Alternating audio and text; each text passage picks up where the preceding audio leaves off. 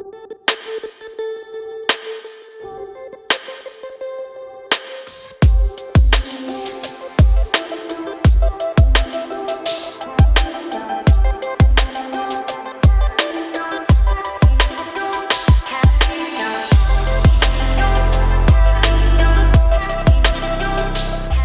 pada prinsipnya pemerintah Indonesia terbuka terhadap kandidat vaksin yang cocok dan efektif, namun juga tetap harus mempertimbangkan berbagai aspek pendukung aspek kandidat vaksin tersebut.